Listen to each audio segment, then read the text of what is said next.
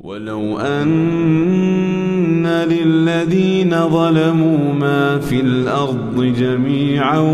ومثله معه لافتدوا به من